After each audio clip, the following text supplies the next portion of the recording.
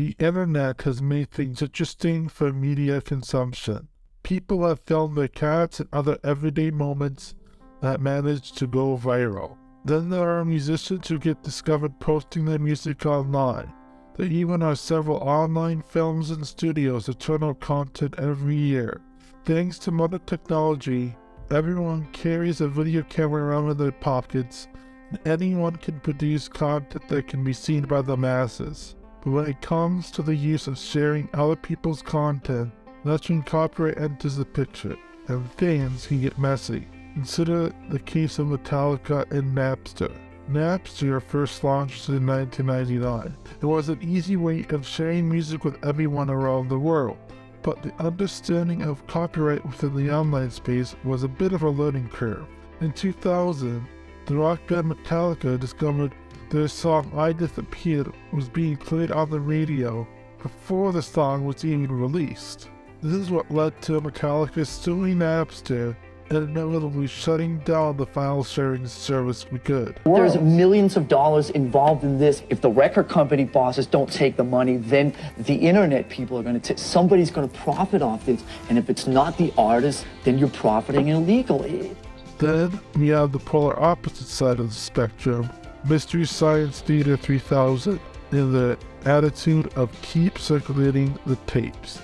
Mystery Science Theater 3000 was a show that frequently riffed on other people's movies. Basically, the producers would acquire TV rights to some old movie, and then they would rock stuff from making jokes over the film, much like an unedited reaction video with comedy, wisecracks, and parodic skits. Second word. Is it a film? Sounds like, Play. How do you like that? I don't. There's a more far-fetched sci-fi-esque premise when it comes to the show, but it developed a cult following in an unusual way. During its early run on Comedy Central, access to the cable channel wasn't as widespread. So, in the credits, it had the phrase, "Keep circulating the tapes." Basically, people would record the show and share it with their friends, and this was the producer's way of essentially encouraging that practice. That phrase, "keep circulating the tapes," lives on today as a means of referring to sharing content through less than legal means, so others can enjoy content not otherwise officially available. Caught in the middle of these two attitudes is lost media. Lost media refers to content that is known to exist or remains unavailable to the general public anywhere in the world. Things like unaired pilots, the missing Doctor Who episodes, and even canceled film projects could generally fall under this umbrella term. There's a whole lost media wiki where a community has developed, and they have started searching for and procuring several pieces of lost media with varying degrees of success. The community is usually fine with unofficial means of locating and sharing lost media, but this is not true in every circumstance, especially when it comes to leaks. Why is that? And is it warranted to be concerned where lost media services before spreading news about its discovery? For many generations, Sesame Street has been the textbook definition of a children's show done well. It is both entertaining and educational for the youngest of children, covering letters, numbers, and other basic things that a preschooler should know.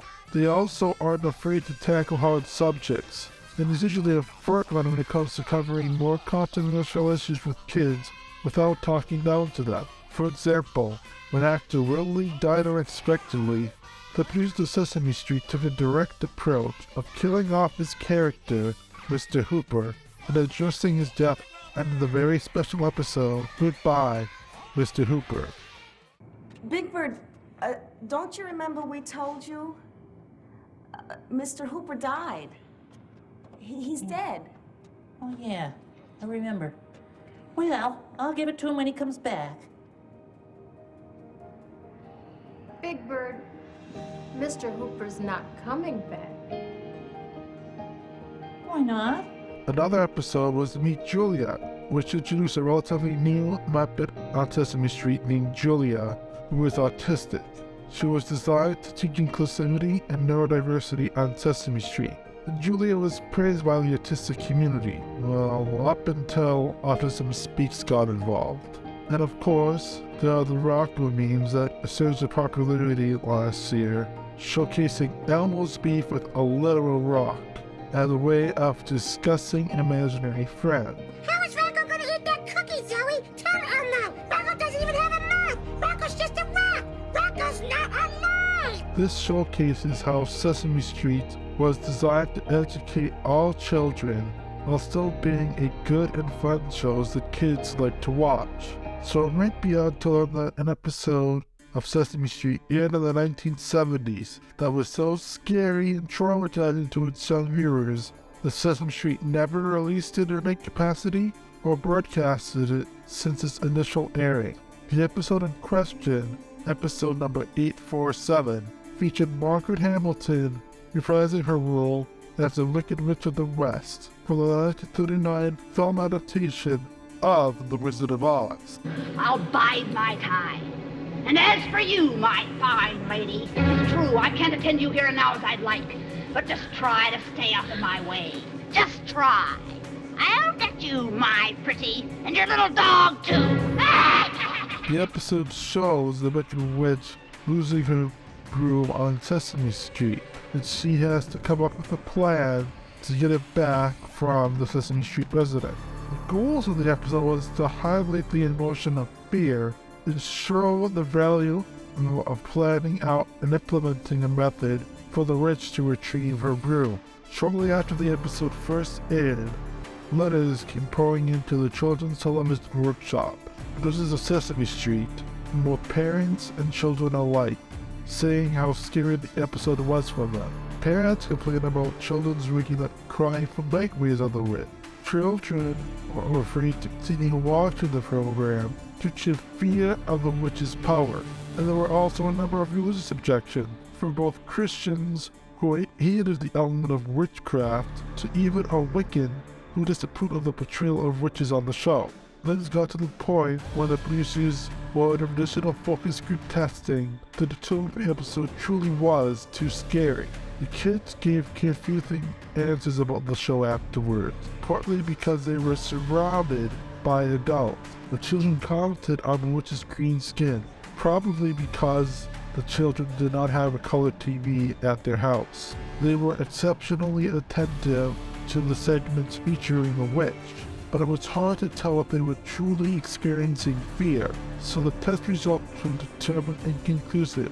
But due to the voluminous negative feedback, it was recommended to never air the episode again. For a while, this was considered the holy grail of Kisses of Lost Media. This was an episode of a popular show that was documented in newspapers. There's proof of the episode's airing due to the angry letters received from the producers. This was something that was known to have aired only once, but no one knowingly recorded the show. For a time, we didn't even know if the master tape still existed. Apart from a one-off screening for adults in New York, of which camera rips are still available, it wasn't available publicly. While technically, it was available to view at the Library of Congress, but they needed to travel to Washington, D.C. and book an appointment to watch it on the premises. You couldn't check it out to take home. You certainly couldn't copy it there without permission. Then, on June 18th, 2022, an anonymous user on Reddit shared the full episode online. It was likely sourced from a master tape for broadcast and not an off-air recording. It was a high-quality rip of the program as well. Two versions exist. A 15-minute clip with just the Margaret Hamilton segment and the full hour-long episode, complete with color bars and the countdown beat. Children's TV Workshop presents Sesame Street, Show 847, produced in color in New York at Reeves Teletape.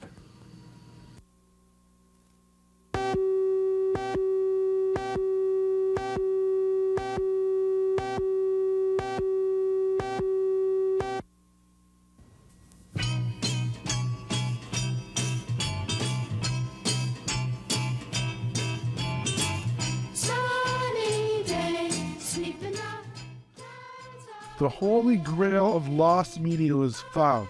Even Jimmy Fallon mentioned the discovery on The Tonight Show. Switching gears, apparently there's an old episode of Sesame Street that hasn't re-aired for decades because it was too frightening for children. Yeah, but it just resurfaced online, and honestly, I'm not sure why it's considered so scary. This clearly was a cause for celebration in the lost media community, right?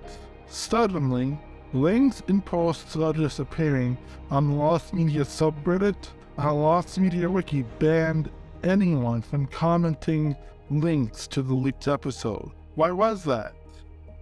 Apparently, months prior, in October 2021, the American Archives of Public Broadcasting, or AAPB, experienced a data breach, in which many Sesame Street episodes were downloaded improperly. The AAPB have arranged to file DMCA takedowns of any episodes from the breach. Immediately, the admins of the Lost Media Wiki had come to the belief, without hard evidence, that the episode was sourced from that data breach. But the case coming from this data breach is entirely circumstantial. We don't know for sure that episode 847 was among the episodes obtained in the data breach, and even then, there is more evidence that the leak did not come from the data breach. Blame It On Jorge did a video on this discovery, and at one point, he mentioned how he talked to the leaker anonymously. They stated that they wanted the search to end as quickly as possible, so why would they wait 8 months to post it if it was sourced from this data breach? Furthermore, it's been over 6 months since the episode leaked, and neither Sesame Workshop nor the AAPB has taken any legal action, and several copies of the episode are still up without issue. Could the leaker have gotten the episode from an alternate source, immediately took it to Reddit, and been done with it? It would explain why re-uploads of the episode have not been taken down by the AAPB. But believe it or not, this isn't the first time a leak pertaining to lost media caused so much controversy and gatekeeping. Sesame Street is a production of the Children's Television Workshop.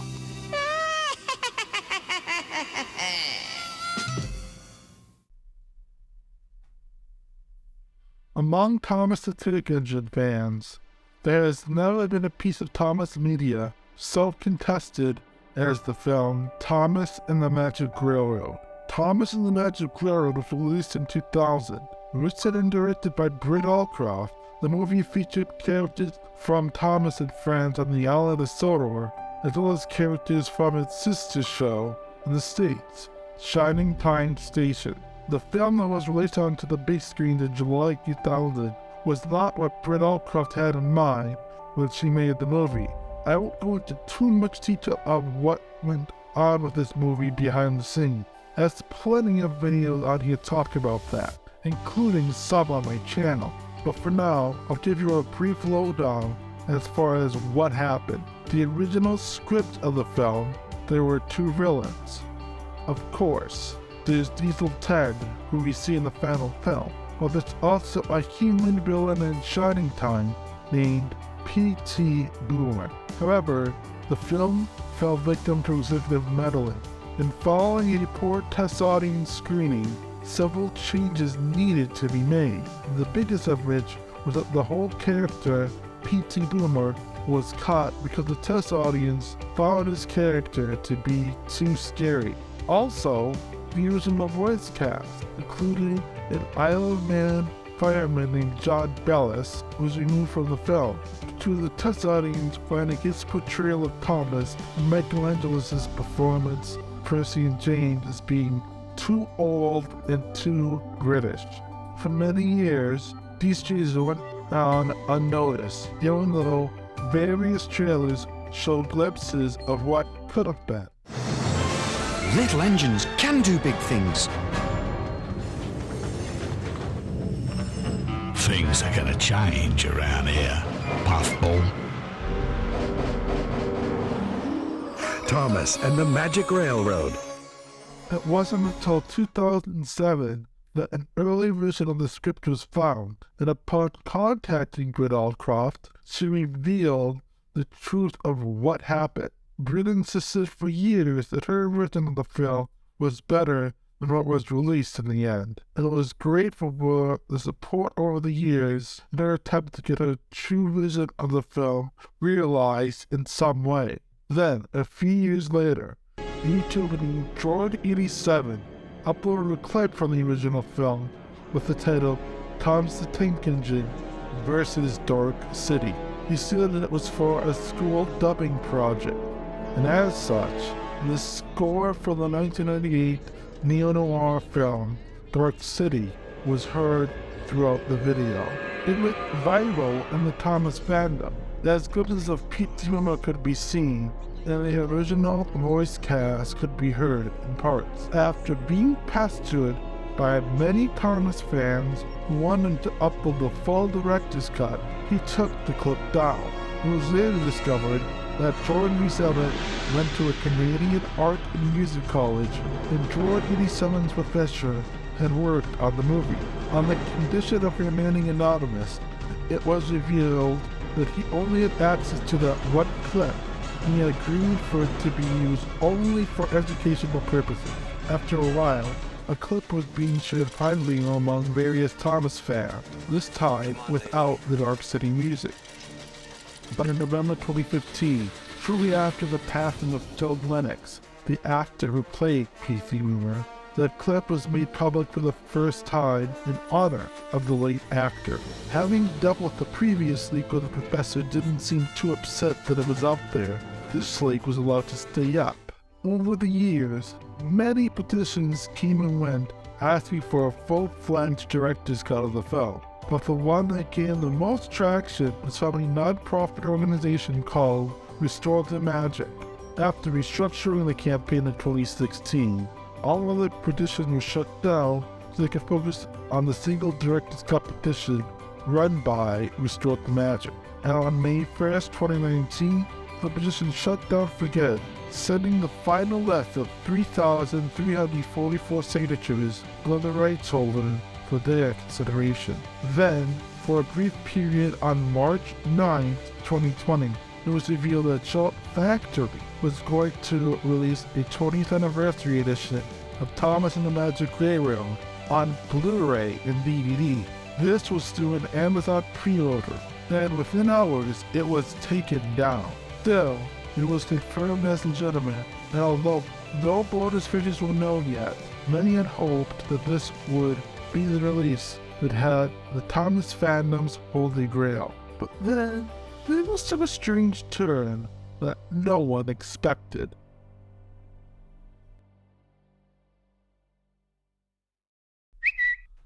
On April 26, 2020, a new Twitter user popped up, calling themselves TATMR DC Leaker, claiming they had the full director's cut and had plans to leak it publicly, rather than welcome the news of the leak as they have a years past. Thomas fans were quick to shut down the whole thing, resulting in mass reports to Twitter and later YouTube. Why was that?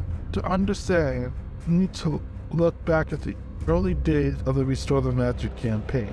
In 2015, Thomas and Friends railway consultant Sam Wilkinson said, "Oh, don't have a cow over it. I know he's a controversial figure in the Thomas fandom, but he's important to the story." Anyway, in 2015, Thomas and Friends railway consultant Sam Wilkinson was working on an unrelated Thomas project when he came across a style guide for Thomas and the Magic Railroad. This was something he didn't think existed anymore. At the time, Restore the Magic was just starting out, and it was creating a lot of buzz within the Thomas fandom. So, he went to his boss, Ian McHugh, and Mattel's head asset guy, and armed them with enough information so they could go into their archives and see what they may have that could prove interesting for the campaign going forward. A few months later, we came back with an asset tape, simply labeled Thomas and the Magic Railroad director's cut. Upon touching the footage, Sam and the team realized that while it was interesting to watch, it had a lot of footage not seen in the released version. It was incomplete and unusable as it was for a potential director's cut release. Sam announced the discovery at the start of 2016. And notice any similarities between the screen cap he posted and the various screenshots from TATM or DC Leaker?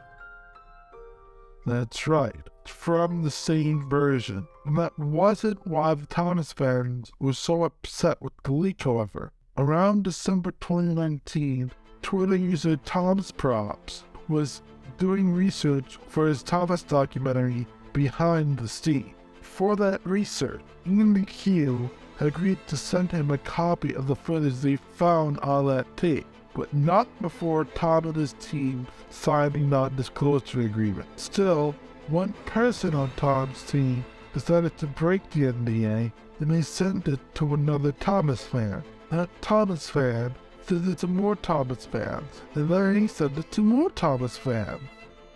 And you can see where it goes from here. Eventually, it got to the person behind the account, TATMR, DC Leaker, and now what was circulating privately among Thomas fans in violation of the NDA was about to be made public. And Tom and his friends didn't want any blowback from Mattel's legal team, be it on them or anyone else who had access to the leak. So they tried to censor the leak, and that snowballed quickly out of control. But things took an even worse turn when Britt Allcroft herself became aware of the leak.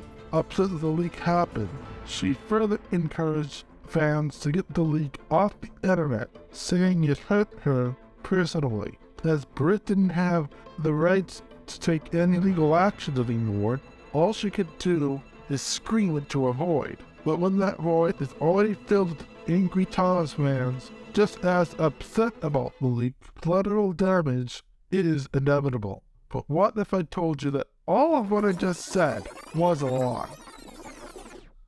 Okay, well, not the part where Britt was upset about the leak. That part's true. But everything about Tom's props and his supposed NDA he signed, none of that happened. Eventually, he was discovered that Ian McHugh sent him the Magic Railroad footage, now better known as the Workprint, with no strings attached. But when his friends started sharing it with other Thomas fans, she lied about signing an NDA so people could get others to take down the leaks and delete their own copies. He did this so he could keep the Workprint all to himself, essentially acting as a gatekeeper on who could see this rare piece of Thomas content. But why was Britt so upset about the leak? I mean, granted, it was her movie, but all people had a way of experiencing her long-lost vision, right? There's likely a huge rabbit hole of reasons we could go down, but arguably the best reason I can say is that this Workprint didn't really show the complete picture. And the 20th anniversary edition came out from Shout Factory later that year and included a bonus feature called Deleted Storylines. Is it the director's cut? Not exactly. It's closer to a supercut of various deleted scenes. These are some clips on the aforementioned Workprint, as well as clips from the final cut of the movie itself. However, a large portion of the footage came directly from Britt Allcroft's personal collection, including many scenes not seen in the leaked Workprint. Why was that? Remember how Mattel described the footage as incomplete and unusable? Well, the incomplete part wasn't referring to the missing or unfinished visual effects. That part is what Mattel meant by unusable. Incomplete referred to the fact that several scenes that were cut from the film were not found in the Workprint either. Based on what Britt says in the two-part documentary on the disc, it's clear that cuts were made before the disastrous test screening, and those cuts were also at the hands of executive meddling. As someone who made a fan of the film, I can tell you my version was around 113 minutes before the credits start. Destination Films, the studio that released Thomas and the Magic Railroad, did not want a children's film that long to be released. They wanted it closer to 90 minutes. What meant that several scenes that Print loved and thought were important to the story she wanted to tell had to be cut. The Workprint that leaked runs around 92 minutes long. Given the nature of the visual effects of the Workprint, in the shorter run time than was expected, this Workprint is likely from the first batch of edits to get the film cut down for a 90-minute runtime. Unless it was before the test screen, that the more polished version of the chase scene from Joy 87 has time code extremely close to the Workprint, only being off by a matter of seconds. Watch out for the viaduct, it's dangerous! Now I'll get you, Burnett Stone! Yes!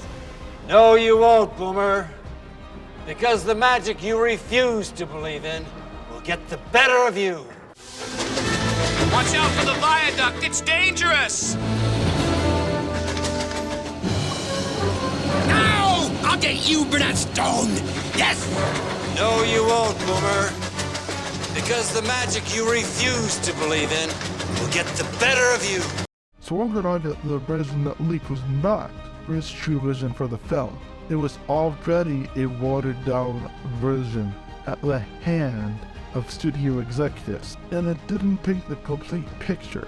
Even though no one else knew it at the time, Rick knew that the deleted storyline would be coming out in a matter of months. That painted a more complete picture of what could have been. People were, and still are, critiquing her vision as bad or flawed solely based on this leaked Workprint. And it's a shame because the deleted storylines are much better at showing what could have been.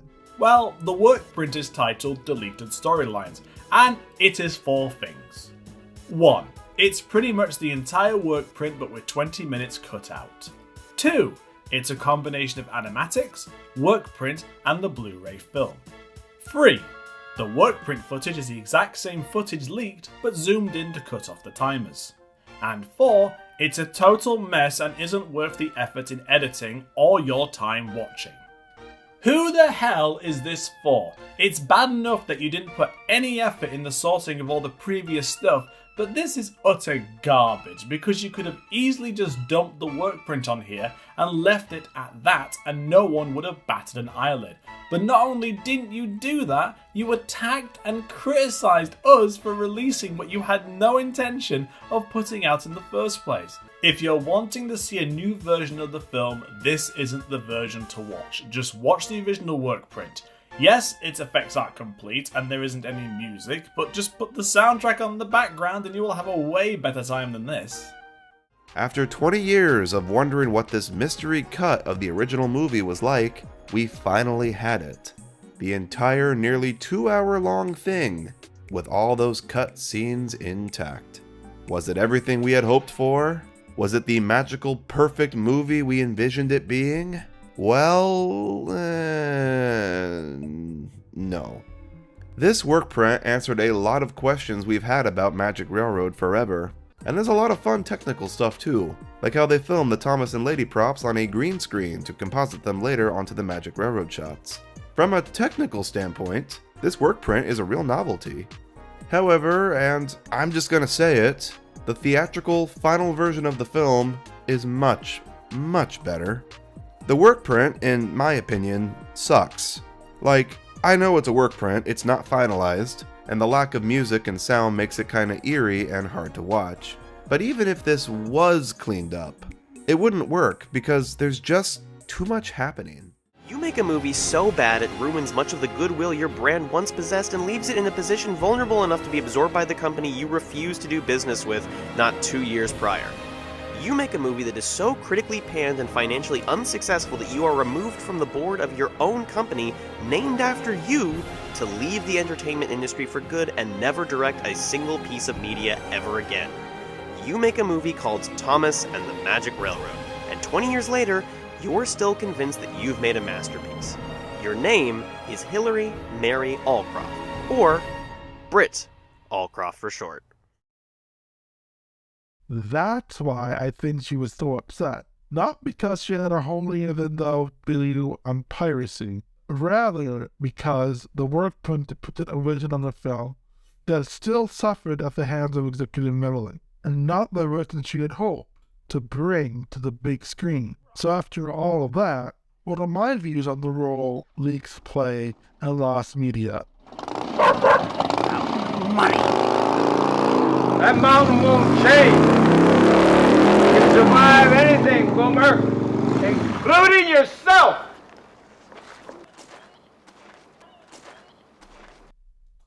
For the most part, I would never encourage piracy. You shouldn't be downloading content you have to pay for, or worse, sharing without permission for a profit. But leaks are a bit different in my book, and it's something like an album leak, where you know if the album is coming out shortly, and it appears online a few days early. I wouldn't mind if people downloaded the leak so long as they purchase the album once it's released, assuming they like it. But here, we're not talking about material that's already released or about to be released in the not too distant future. We're talking about decades-old pieces of lost media that would never see the light of day but for these leaks. Put another way, there's a big difference between downloading a finished album a week before its release date and downloading a work print from a 20-year-old movie from the internet. And there's an even bigger difference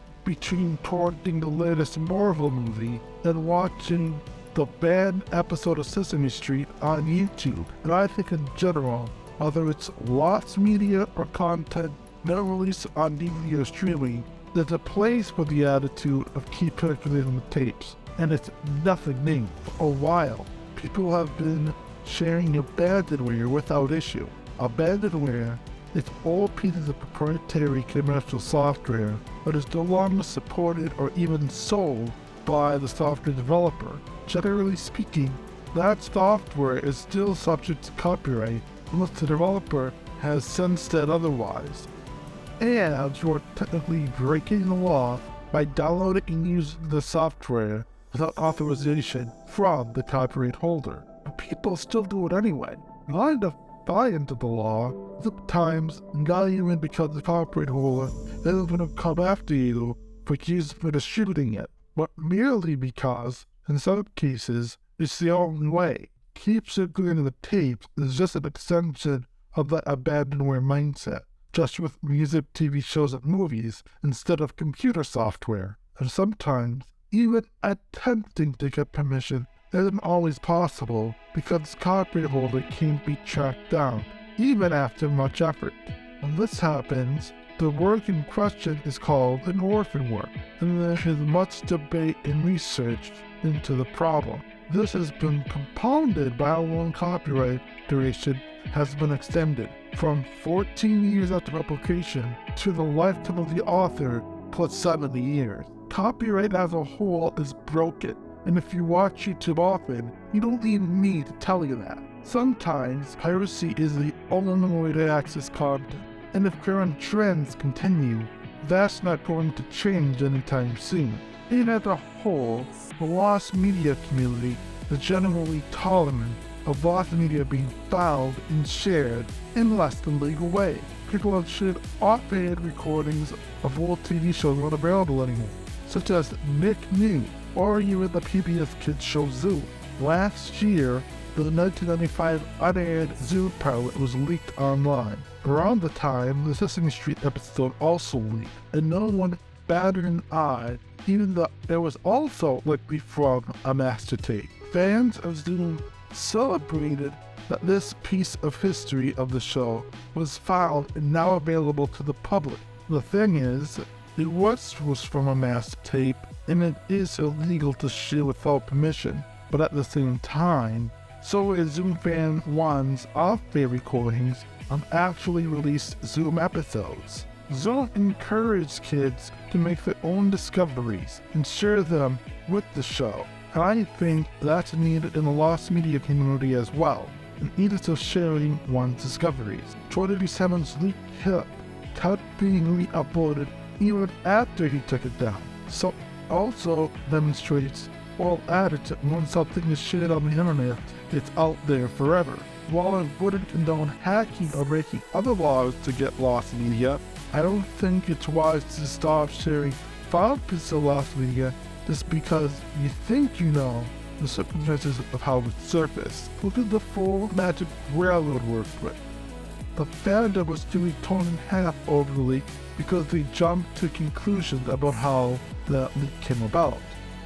Those conclusions turned out to be false. I wouldn't be surprised if later comes out the Sesame Street episode number 847 also wasn't surfaced from the data breach, and it would be wrong to conclude that it has and stop people from sharing it. So what is the best thing to do? In my mind, is what the Mystery Science Data Rebellion producers encouraged us to do all those years ago. Embrace sharing, leaks and otherwise, as fait accompli, and keep circulating the tapes. Toodaloo! Thank you for watching. If you enjoyed this video, please consider liking or sharing this video with someone who you think will enjoy it. I wanted to try posting a new kind of video on this channel, as a sort of mini documentary / video essay hybrid. This is the first of these, so please comment below your thoughts on this style. I have many more videos in mind for this channel in this format. And while it won't be about things I talked about on here all the time before, I do hope making these videos at least once a month in this style. I have historically spoken about Thomas and Zoom on here before, and made all sorts of videos about those topics. I still will at times, but I want to branch out and focus more so on nostalgic, lost, and forgotten media. Maybe music and technology here and there, but expect a more general media-focused channel going forward. I hope you stick around and consider subscribing if you like this sort of content. So with that said, I'll see you next time. Bye for now.